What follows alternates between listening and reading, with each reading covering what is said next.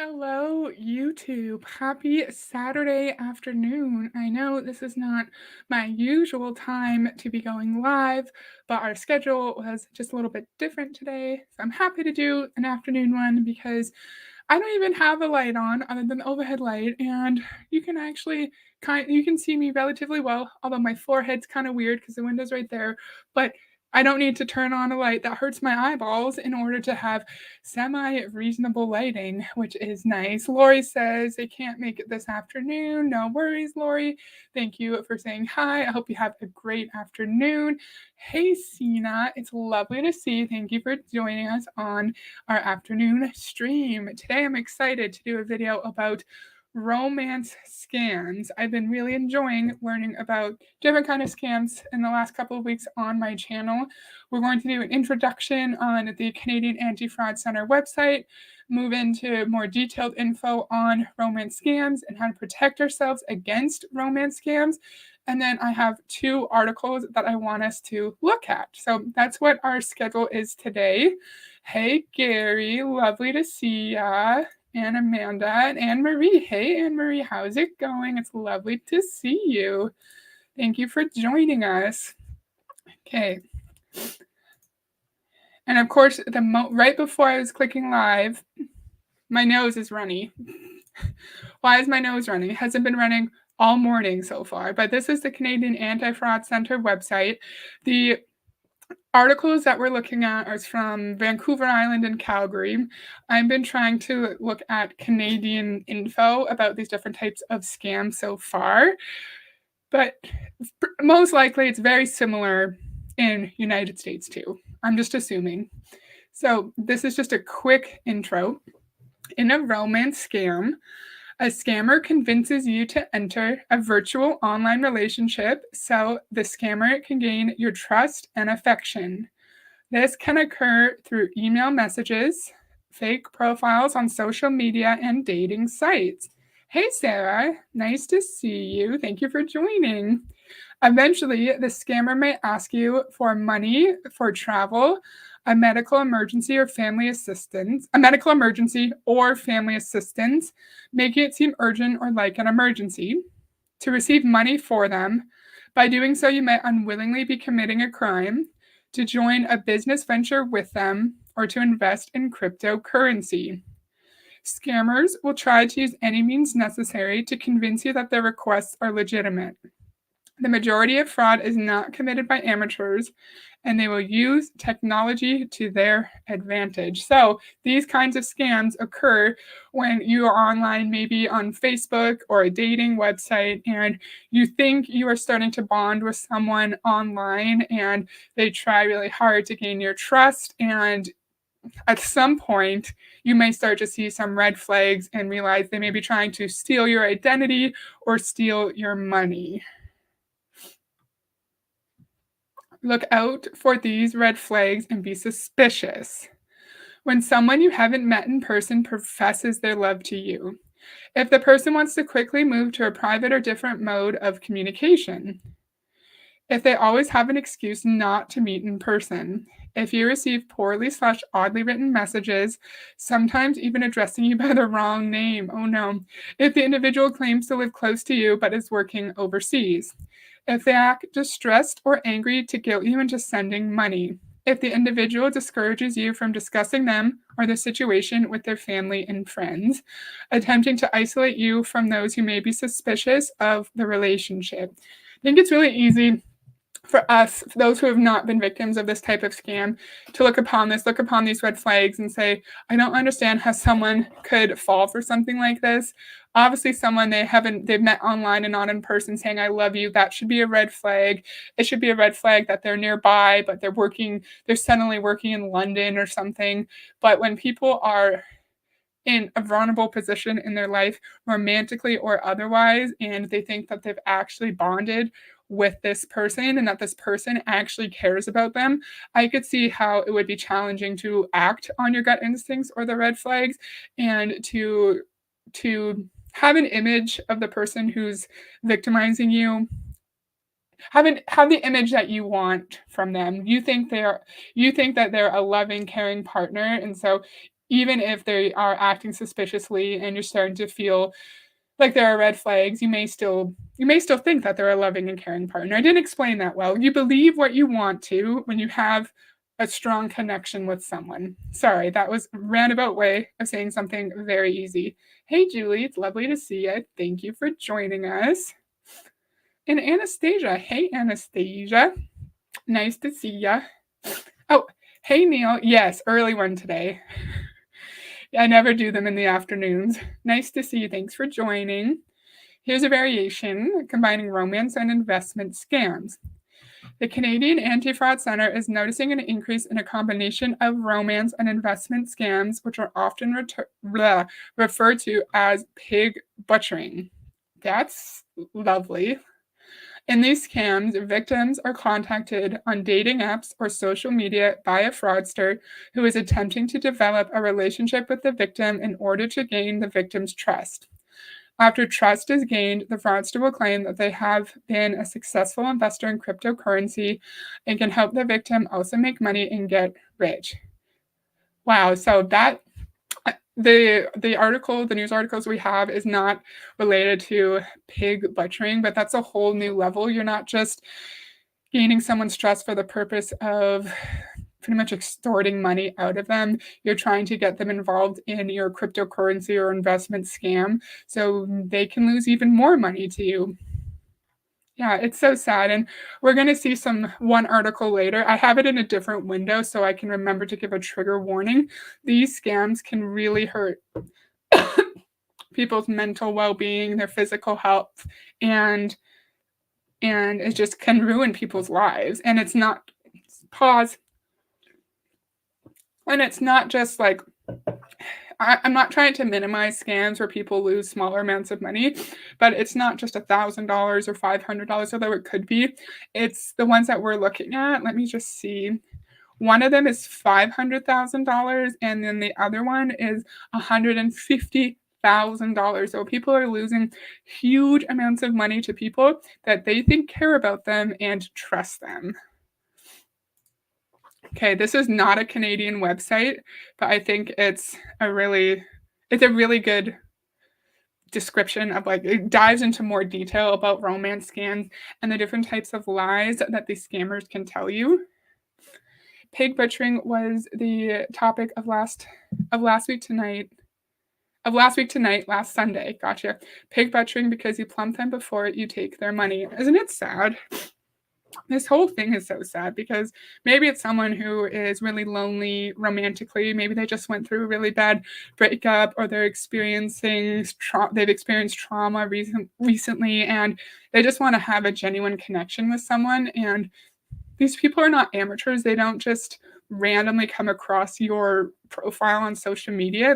They do their research. They know who they're targeting and how they are more vulnerable. They use that information just to forge what appears to be a meaningful connection, but they're just using you. And these are not short-term scams. You could be talking to someone for years and you think you're in a relationship. You think the person loves you, and it's just sad. It's just sad. I feel like I'm going to say the same thing over and over again. Okay.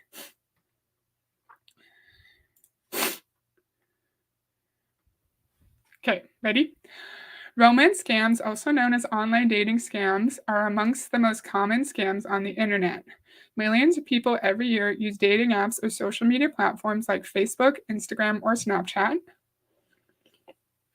to make connections and find love. But sometimes all they end up with is a broken heart and an empty wallet. It's even more dangerous because most people are on some kind of social media platform. I've learned that these don't just occur on dating sites. Someone could reach out to you on Facebook and say, hey, I think you're really pretty, and just start up a conversation with you. And if you're someone who just went through a really serious breakup and a seemingly handsome person is giving you compliments, I see how that could pull in a really vulnerable person right away. Lurking among the sea of potential partners are scammers who establish your trust over several months with the intention of stealing your hard-earned money or obtaining personal information about you to steal your identity. Oftentimes, romance scammers will keep up the act for years. Ugh, sorry, this is so sad. Stealing hundreds of thousands of dollars from their victims. It's also the random text messages like, "Hey Louise, I have to cancel our meeting tomorrow." When you answer that they have the wrong number, they established the first connection. You know what, Tina? I've also had a lot of text messages where someone says, "Hey, I'll pay you after dinner."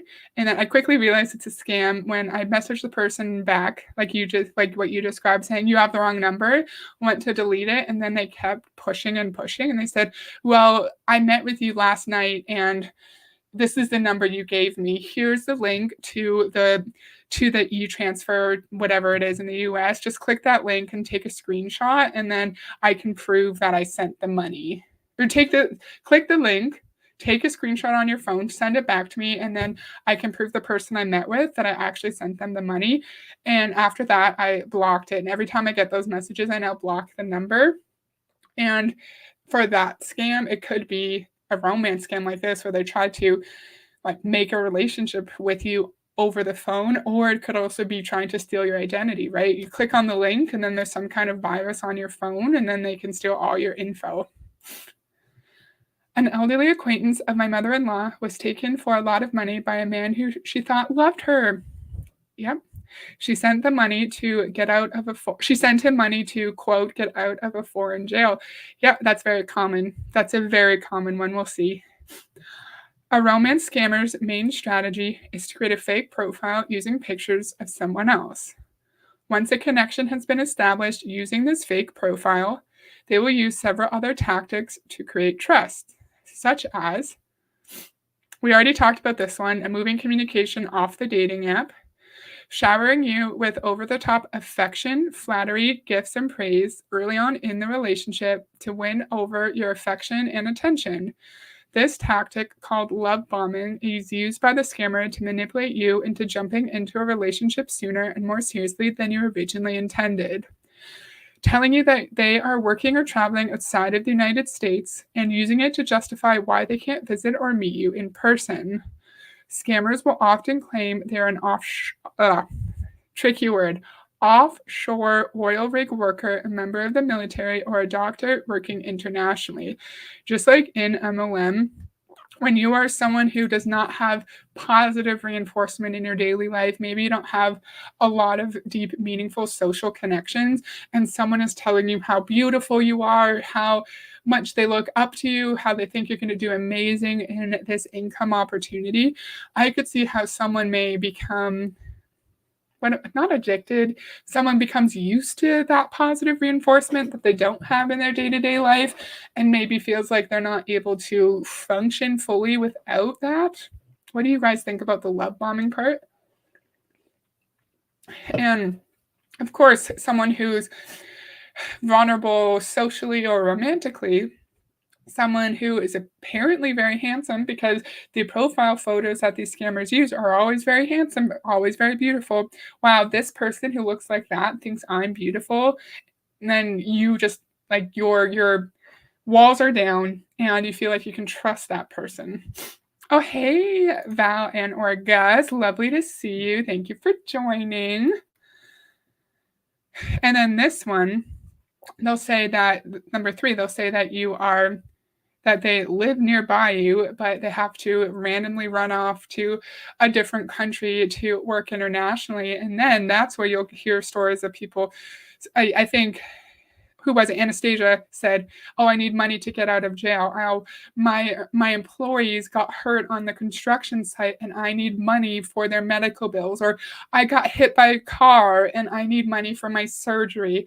I need money for my visa. I need money for customs." And they just keep pumping you for more and more money. And before you know it, you've lost hundreds of thousands of dollars, but you think that you are in a relationship, right? Because if you're in a relationship, I feel like your first instinct is to help the person you care about in a way that you're able to, right? But in in an average relationship, someone is not love bombing you and showering you with affection for the purpose of pumping you of all your money later on. So I feel like in an average healthy relationship,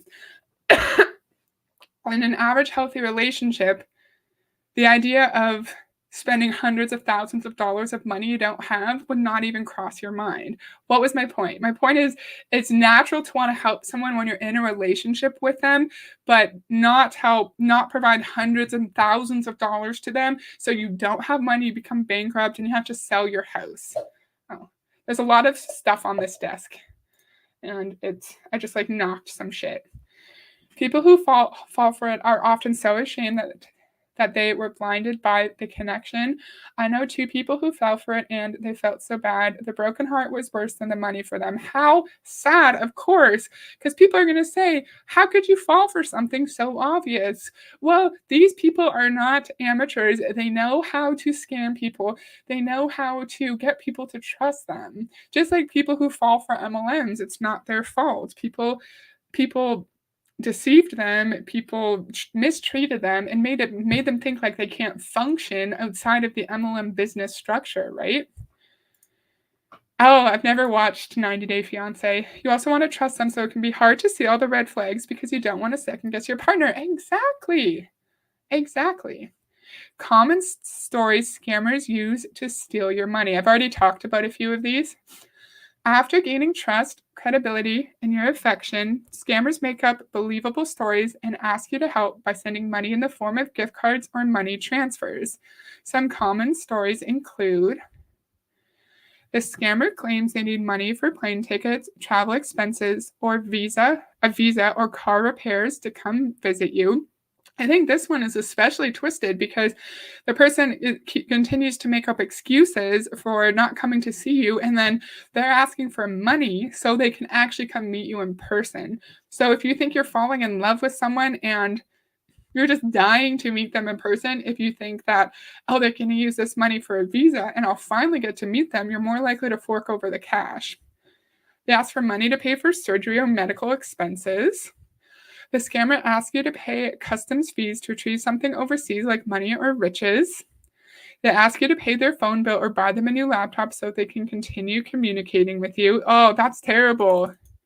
That's terrible. And if you think you're in a long distance relationship and you're worried that, oh, my boyfriend, my girlfriend's laptop just broke and now they're not going to be able to talk to me at all, of course you're going to send them a couple $1,000s to get them a new laptop so you can continue bonding with them. They claim they need your help paying off their debts so they can start your life together debt-free.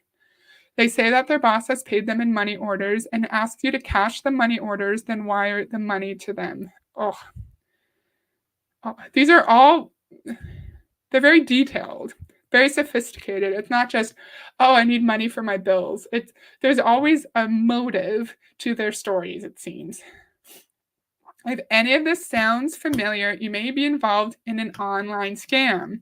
Read on for tips and resources to recognize, report, and recover from romance scams. We're not going to read every word in this section, but I think it's important to show if you think you're being victimized by one of these scams, how to recognize it, how to reach out, how to reach out to report it, and then how to protect yourself. A lot of people do this on Catfish too. I've seen all of these over time. Some people are more intentional scammers. Others kind of convince themselves it's okay. For sure. I used to watch Catfish too. Now I'm going to work. That's funny. I always listen to streams while I'm working, and I have it on my personal computer because I work from home. And so I'll just work. And then when I want to comment, I'll just like reach over to my personal computer and type it in. But you can't do that if I'm in meetings, obviously. Okay, recognize red flags of an online dating scam. Okay, we already read this part. We already read this part on the other one. But let's read some of the ones that we did not already look at. After gaining your trust, they start telling you stories of bad luck or illnesses. They directly or indirectly ask you for money. They offer various excuses, trying to explain why they can't show you more photos of themselves or speak with you on video chat. They always make excuses as to why they can't meet in person. When they do agree to meet, they cancel or postpone. Hello, nice to see you. Thank you for joining. Immediate actions. If you think you're the victim of a dating scam, it's important to take action right away. Here are some steps to take if you think you have been scammed.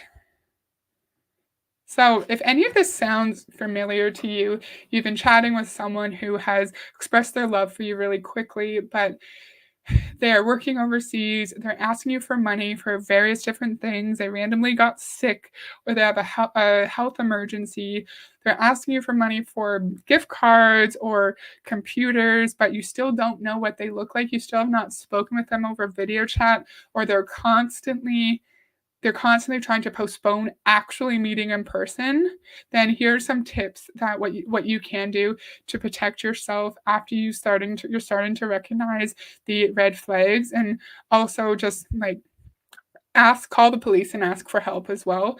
Although it's not a crime in progress and you're not in immediate physical danger, they can just kind of point you in the right direction and help you figure out where you can report this.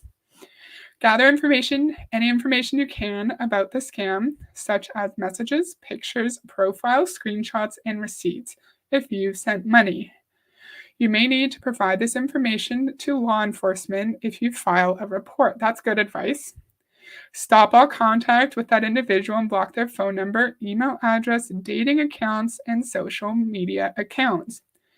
Report their profile to the dating or social media platform where you first made contact.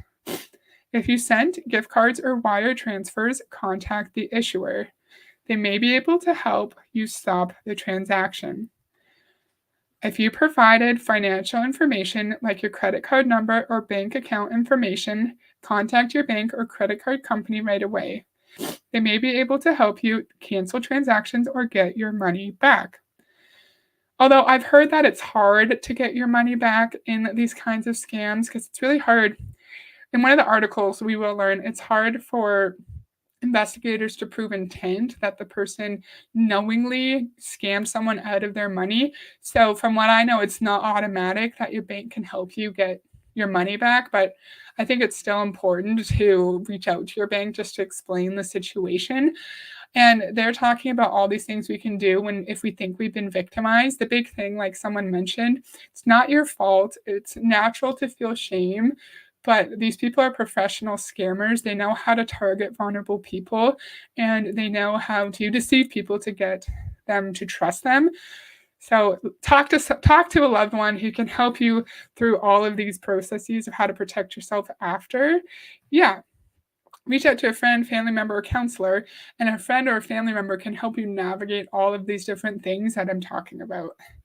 If you provided personal information like your social security number, you may be at risk for identity theft. Keep an eye on your credit report and financial accounts for any unusual activity, and consider placing a freeze on your credit. Good advice.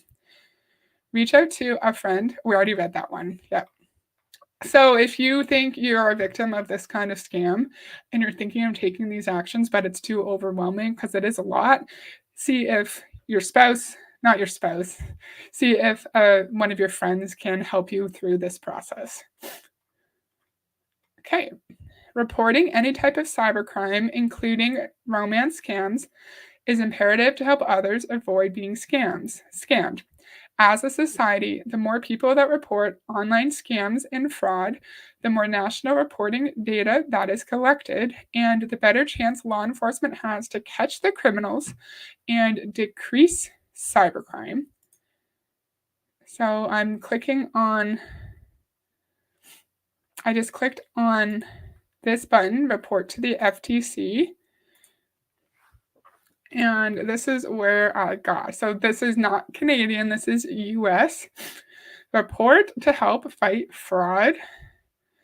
You will tell them what happened, report a scam, a company, or an unwanted call. Get your next steps, find out what you can do to protect yourself. And they use this info to share reports with law enforcement partners to help with investigations. Your report in the US will be shared with 2,800 law enforcers. I'm assuming that's police, but I'm not sure. We can't resolve your individual report, but we use reports to investigate and bring cases against fraud, scams, and bad business practices. Start your report now. So we're not going to go through this whole thing because I wasn't planning on looking at this, but is your report about any of these common problems? So an impersonator. So if you're a victim of a romance scam, it looks like you would report under impersonator, fake government, business, love interest, grandchild, which is a whole other scam, online shopping, job, investment, money making opportunity, franchise. The funny part is, according to the Canadian Anti-Fraud Center, MLMs fall under money making / job opportunity scams, which is really funny. Sweepstake, prize and lottery, phone, internet, TV service, auto sale / repair, health, credit, debit, loan, just an annoying call, something else. We'll get it to the right place. So that's the start. I'm not going to click through this, but you would click an impersonator if you were wanting to report your victimization to the FTC. Sorry, pause. Learn the 3 golden rules to spot a scam. Okay, romance scammers often create a sense of urgency. They may quickly profess their love to you or ask you to send money right away for an emergency. Take your time and ask questions to avoid being rushed into a bad situation. And of course, if someone truly cares about you and wants you to do what's best for you, they won't want you to rush through a big decision like sending $10,000 to them. They would want you to, if it wasn't a scam, they would want you to slow down and think through your options and first check your finances to make sure that you can actually help them, right? So I love this. Just take a breath, sit on it for a day, and try to ignore the pressure they're putting you to send them money immediately. Do your research to double check the details you're getting. Often, scammers will set up accounts using stolen photos, which we're going to talk about, from the internet, or they will tell you details that don't match their dating profile. Search for their name or their photo to verify that they are who they say they are, and always compare what they're telling you to their dating profile. Because on the other page up here somewhere, we saw that what they're telling you doesn't always match their dating profile. So just make sure to reverse search their photo, make sure they actually they have the name they're telling you, and just compare the info to their profile. I don't know why it's highlighted in purple. That's weird. Romance scammers will try to steal your money. We already know that. If they insist you send the money in gift cards or by wire transfer, it's a scam. And at my variety stores and my drug stores, it always says that there's always signs that say, is someone asking you to buy gift cards, an employer, or a romantic love interest? If so, it's a scam and do not do it. I always see those signs. I just need Tylenol. Sorry, 1 second. Pause. You can look at me putting my lid back on my Tylenol.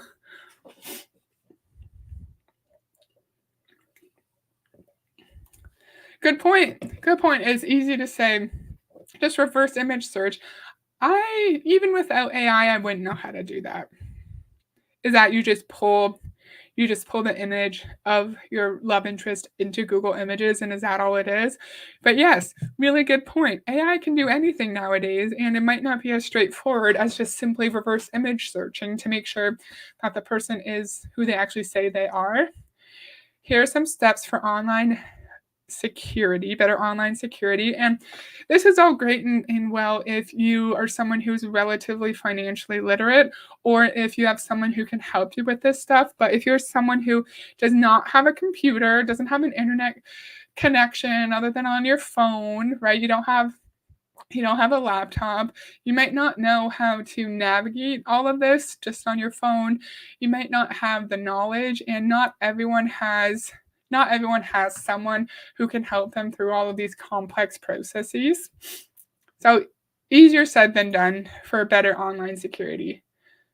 Okay, has a button to upload picture and search online. It is quite easy. I assume so, I've just never tried. Things we can do to be more secure online: implement multi-factor authentication so it makes it harder for scammers to guess your passwords. Update your privacy settings, which allows you to control your personal information and how that information is used. Review your privacy settings on all of your accounts, including your social media accounts. Consider restricting who can see your friends list, contacts, photos, and posts. That's a good idea. Really like that idea. Hey, Coconuts, how's it going?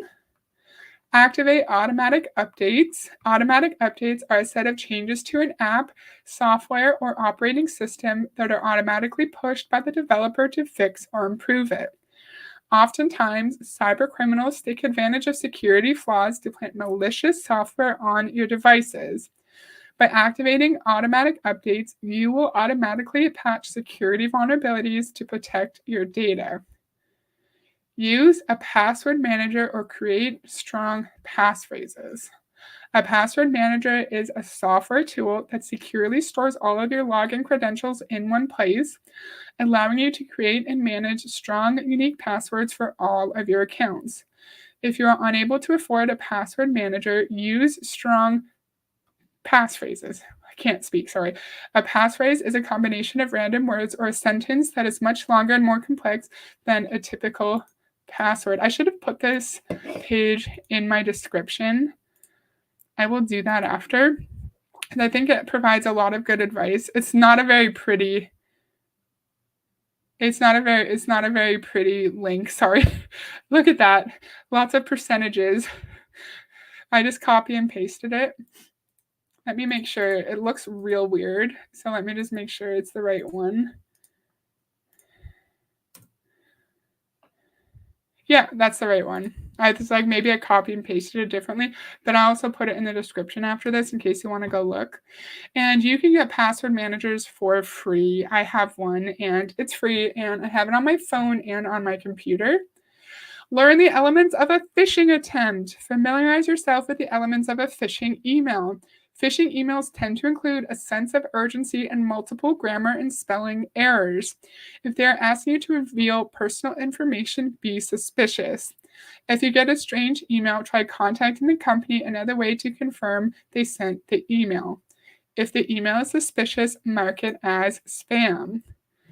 Oh, just crocheting a hippo for my classmate's toddler and ignoring my homework. That sounds fun. Phishing emails are so common nowadays. I get them constantly. Or if you don't verify your identity with us right now, your Amazon account will be deleted, your Netflix account will be deleted. And as I said, the purpose of it is to get you freaked out that you're going to lose your account. Or I get those a lot for the Canada Post. Get you freaked out that you're not going to get the package you ordered from Canada Post, and then you click on it right away, you input your info without thinking, and then you don't realize till later that they're probably scammers. And then we're down at the bottom of this page. Okay. Here is the first story that does not require a trigger warning, I'm pretty sure. This one is not as dark as the next one we're going to read, but I'll give a proper trigger warning before that one, our last part of the stream. So share this tab. This is the Vancouver Sun. I searched for Canadian examples of people who have fallen prey to romance scammers. And this Vancouver Island man lost $150,000 in a romance scam. And this was published October 12, 2023. So it is a relatively recent case. Over several months, the scammer asked the man for money to buy plane tickets, pay medical bills, and cover other expenses, police said. Elk Bay police say a resident has lost more than $150,000 after being scammed by someone with whom he believed he was having a relationship. The man reported meeting a woman online in December who claimed to live in the southern United States. Over several months, she asked for money to buy plane tickets, pay medical bills, and cover other expenses, police said. The woman said she was expecting a large payment but needed money to receive it, and that once the funds arrived, she would move to Canada to live with the man. When he refused to share his banking information, the woman stopped all communication, police said. And again, it's easy for me to say this as an outsider looking in on the situation, but if you've not met someone in person and they're asking you for money so they can come live with you, that is a big red flag, and we should be suspicious. And I do appreciate how he felt strange about sharing his banking info, but it's also very sad that the communication was cut. Okay. It's not an uncommon story.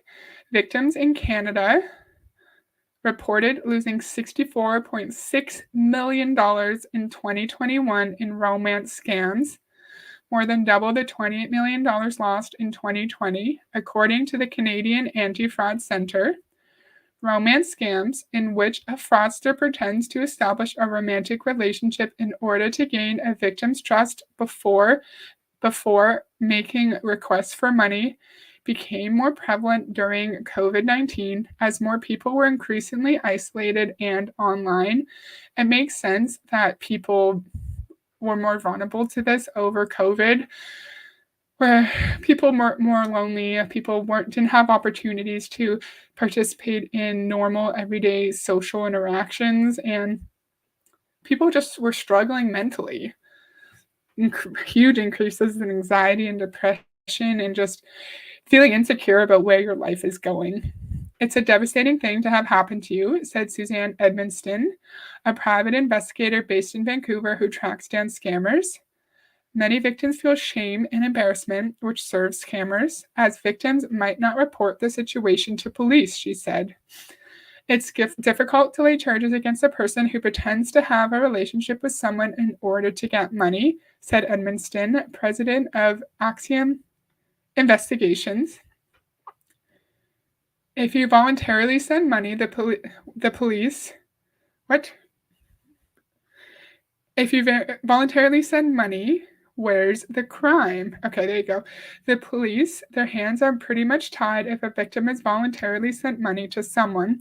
Sure, technically it's voluntary, but they're being manipulated and lied to, right? So is it voluntary?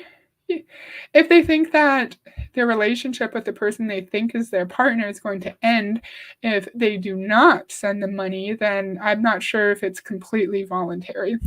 But I know what they mean. No one is sitting there forcing them to transfer the money. To lay fraud charges, police need to establish the person had an intent to deceive a victim for their own personal gain, said Oak Bay Police Chief Mark Fisher. Fisher said the cases are particularly challenging because suspects often live outside the country, making it difficult to track them down or pursue any enforcement. Romance scams are often underreported because of stigma and shame, and because some victims have shared intimate details that can be used as blackmail, he said.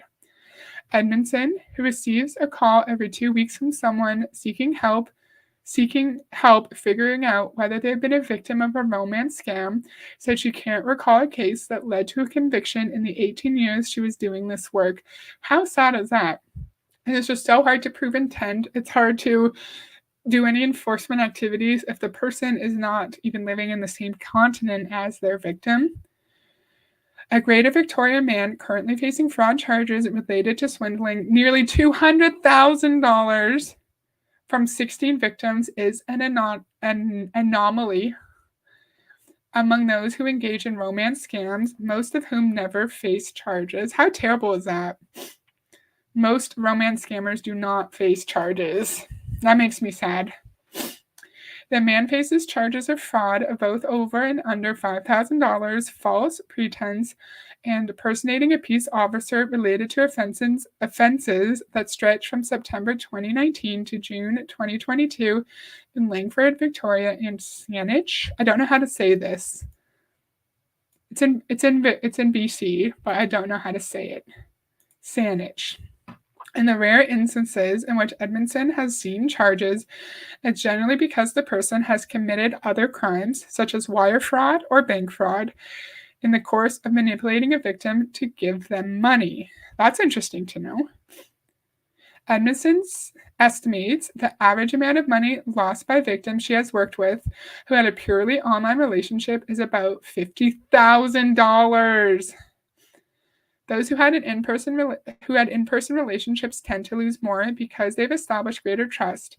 And Edmondson has worked on a case where someone has lost more than $5 million. So these are not just solely online relationships. You can actually meet with them in person and they're still trying to scam you. So how sad is that? You actually think you're having a real in-person relationship with someone, but their intention is just to make you bankrupt.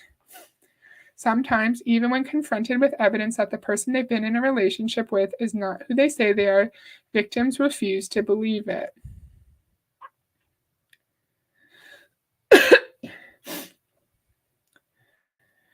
They're just so invested, they just can't bring themselves, or they don't want to face the reality that this all along has been a scam because they feel that they're in love. Exactly.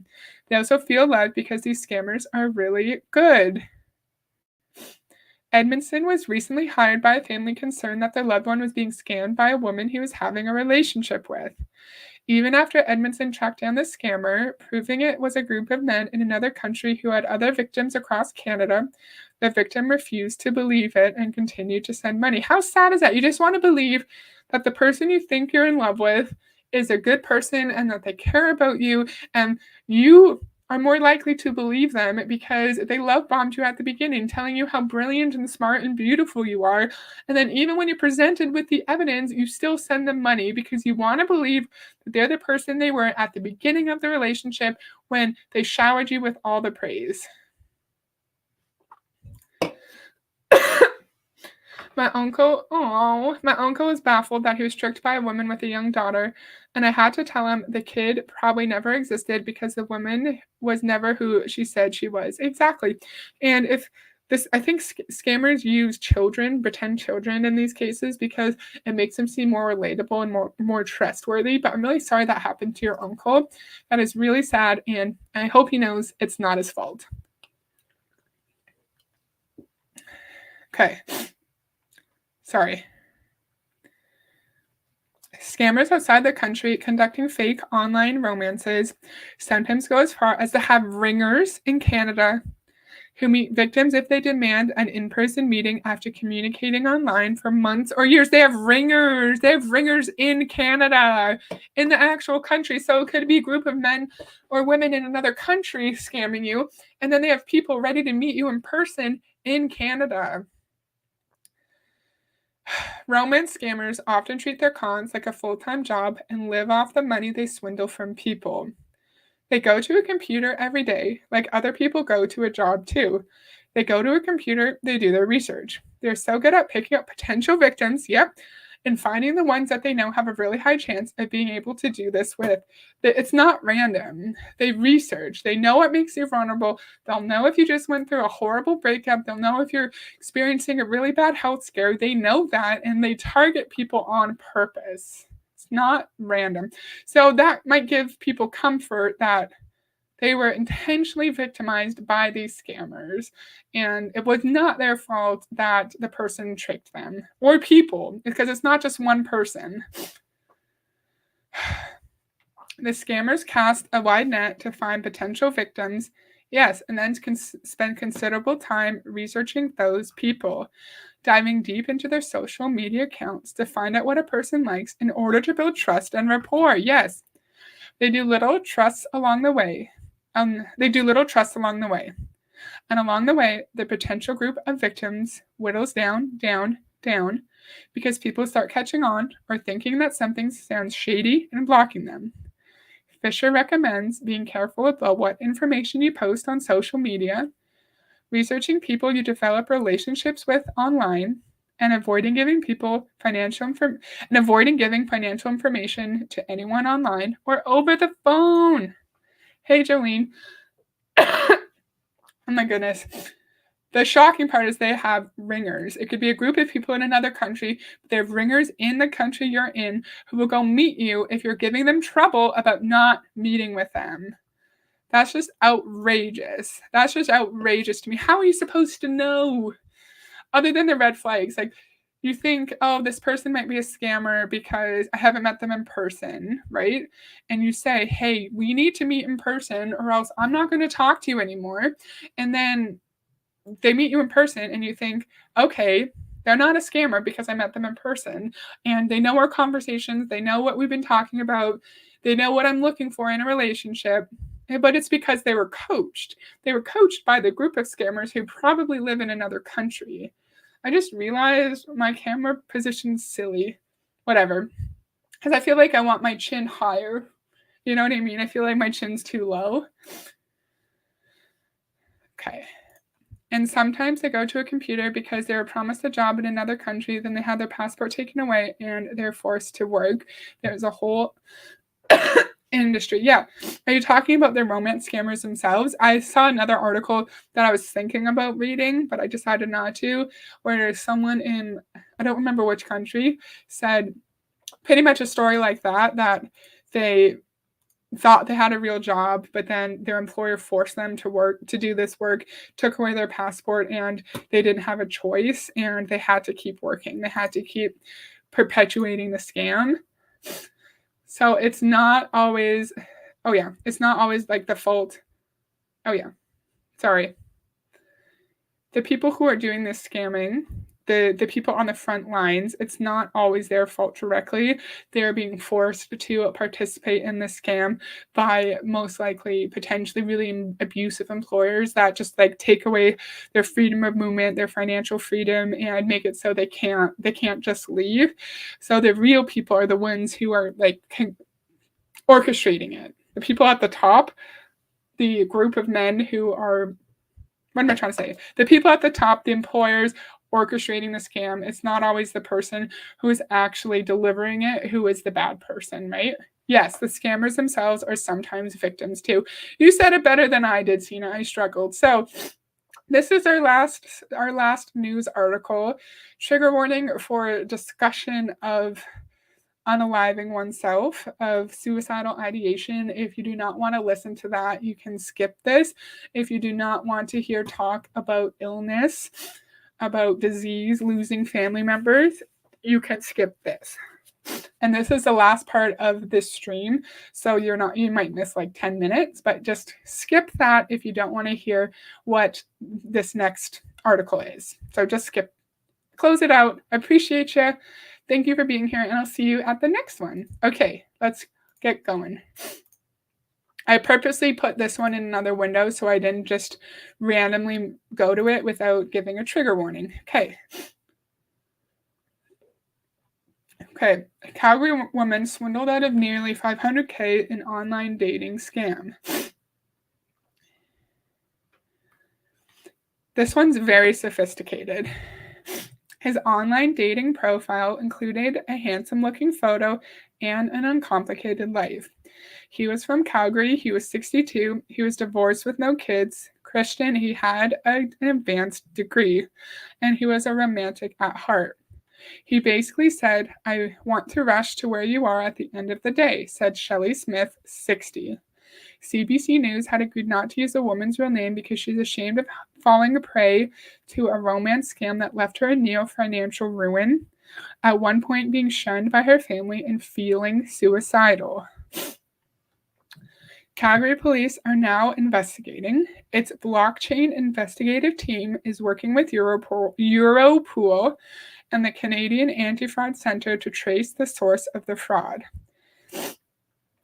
Police are also encouraging other victims to come forward. Smith says, as hard as it is to come forward, that's the only way these scams will stop. It's easy to look at people and go, how stupid can you be? But it's not that. It's that people are in a place in their life that they're so vulnerable that they fall victim to something like this, said Smith. Completely agree. So let me zoom out so we can see this picture. This was the picture used in the specific romance scam that targeted Shelby Smith. Let's just say Smith. I don't remember her name, sorry. And this man said that a lot of people were reaching out to him saying that they've been scammed by someone using this picture. So I could see someone who is in a vulnerable position, not even someone in a vulnerable position. He's a handsome fella. He's at the water. He looks like he's probably active, maybe likes to travel, right? Because he's outside. And I could see how someone might look at this picture and be extremely flattered when he's giving you compliments, or he appears to be giving you compliments.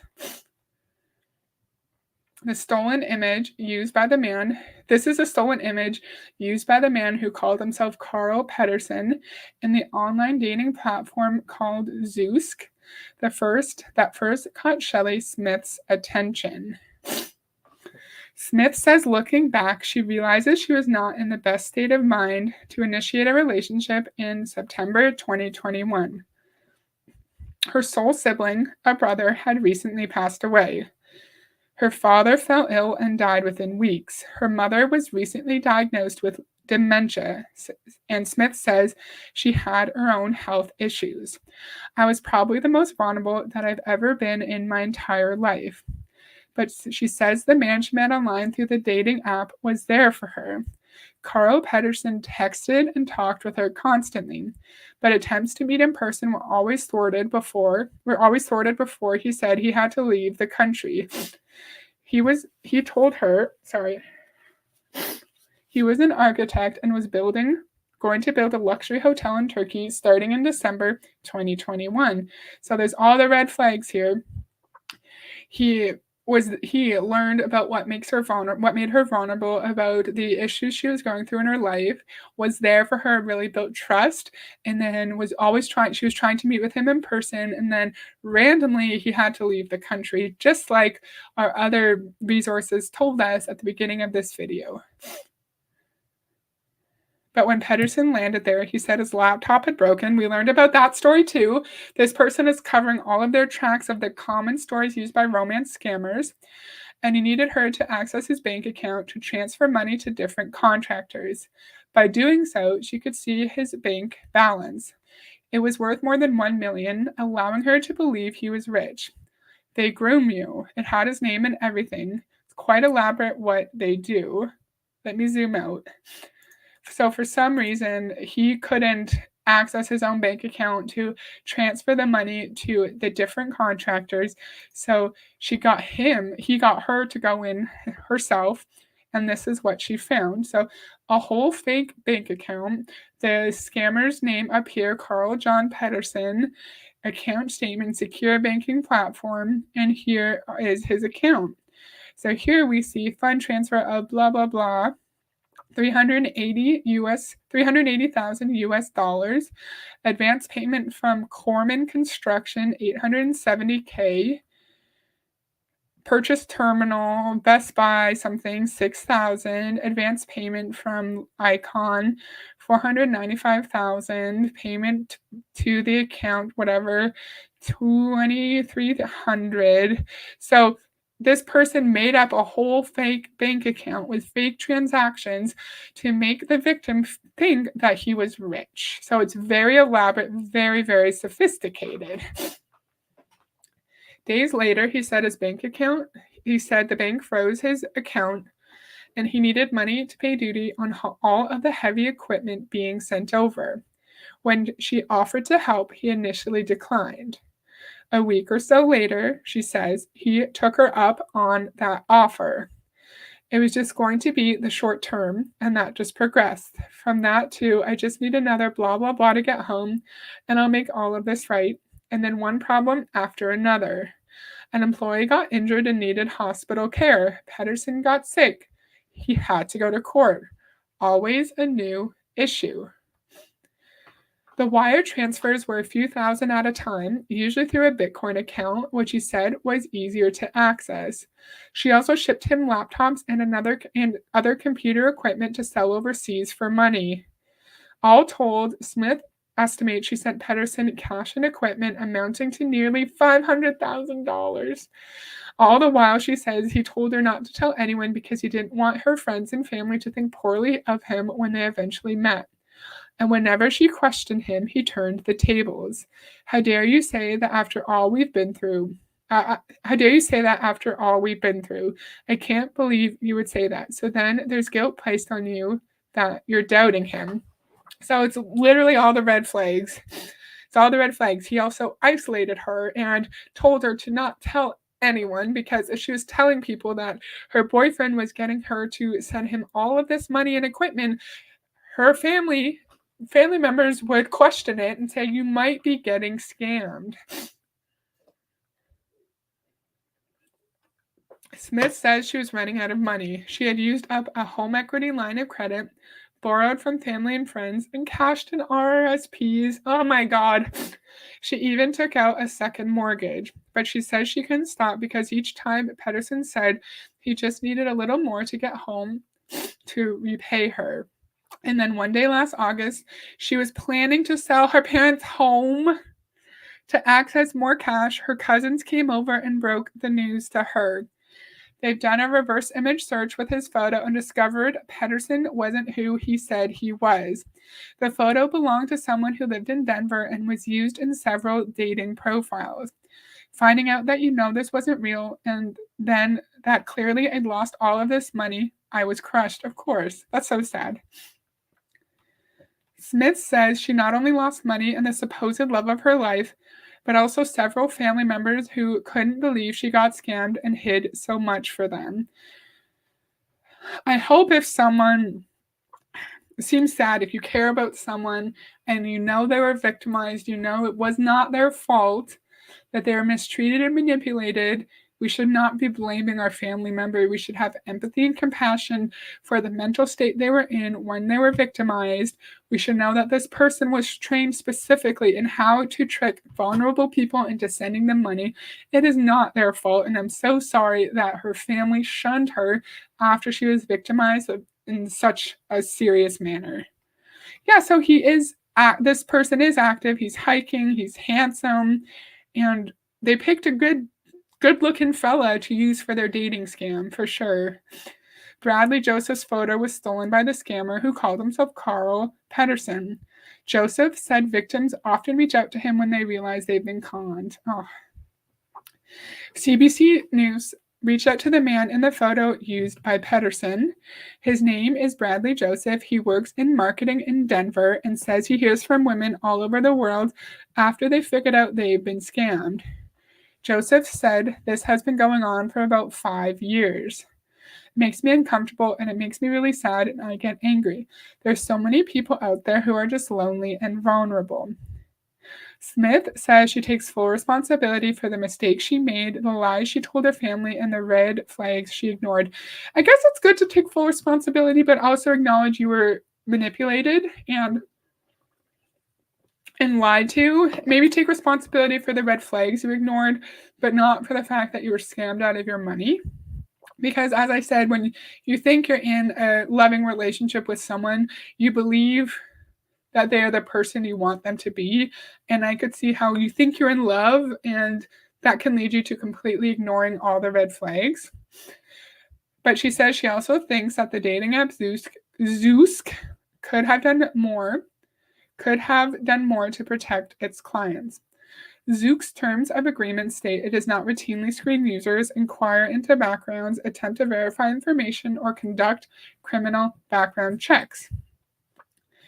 Okay, we're going to skip this part because I'm tired of reading. Don't blame the victim. Legal expert Erna Manta says people could try more exclusive and expensive online dating services to achieve a better vetting process. But in the meantime, she says people need to stop blaming the victim.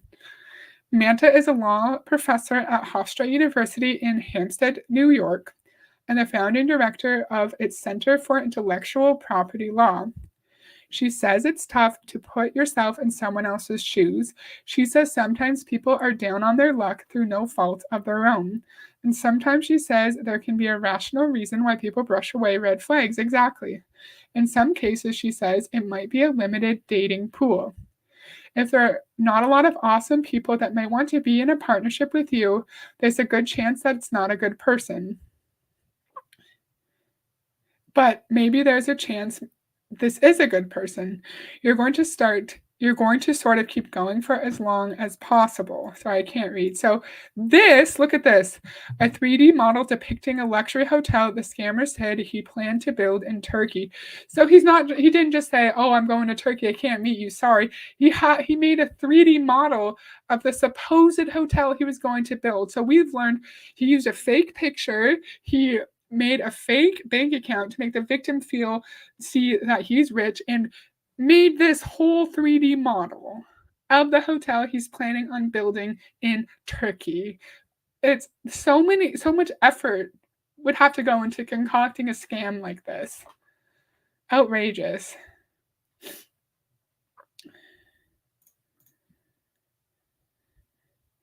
Yeah, just like Sina said.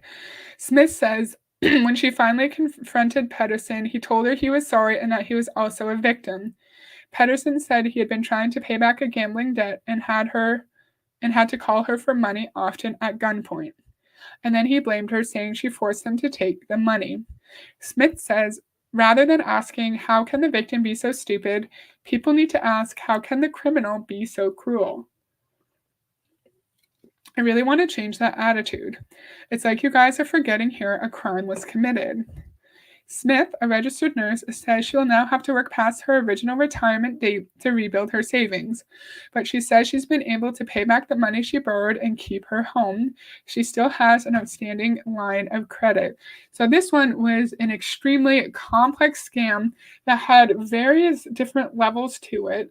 As I just said, a fake photo, a fake bank account number, a fake 3D model, and then she confronted the person who's been scamming her, and then found out that he is also a victim and was forced to get money from her at gunpoint. And like Sina said, like some of the research that I've done, it shows that the people who are on like the public facing part of the scam, they are often just like tools of an abusive employer who needs its employees to make a lot of money to further perpetuate the scam and fund their lifestyle. So, what have we learned so far? We've learned that there are several red flags that we can use to determine whether we are in a scam. When someone we have not met says they love us, when someone wants to move to a different mode of communication and off of the dating app, if they claim to live close to you but they're working overseas, you may be a victim of a scam. If they try to guilt you into sending them large amounts of money, you may be in a scam. If they discourage you from talking about them to your family members, you may be in a scam because your family members are separated from this environment and aren't in your private conversations with the scammer. So they may have a more level head and will be able to communicate to you why you're in a potential scam relationship. And we learned there's also a combination, what is it called? Pig butchering, where it's very similar. You will think you're entering into a relationship with someone online, and then they also want you to invest with them in like the cryptocurrency profile or platform, and they get your money from you in that way. Very sad.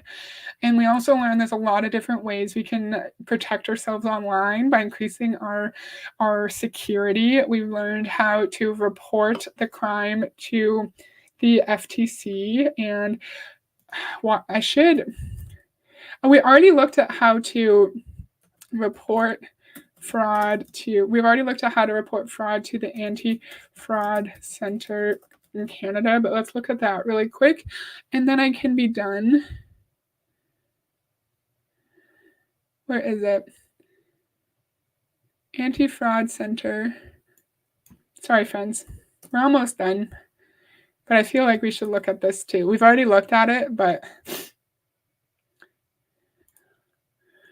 okay, so we're not going to be able to see much of this here because the Anti-Fraud Center has an online, you have to log in to the online reporting system.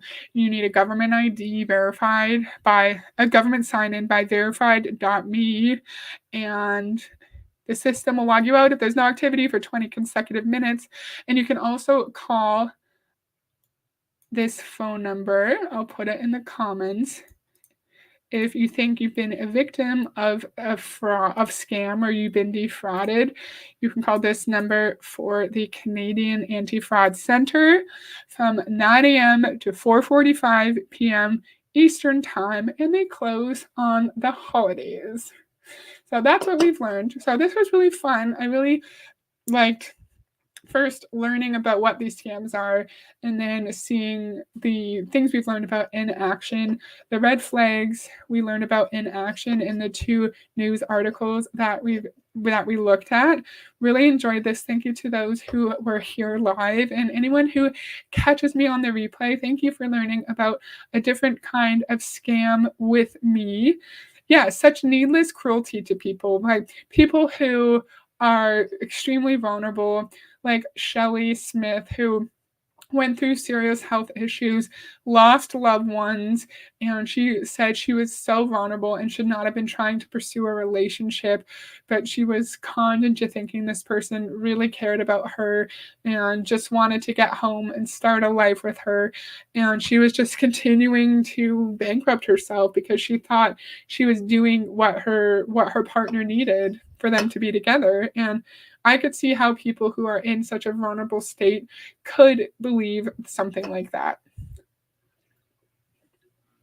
Okay, that's all I have. Thank you so much for watching, and I'll see you guys from the next stream, not until Wednesday. Thank you. I hope you have a great evening, and I'll see you next time. Bye.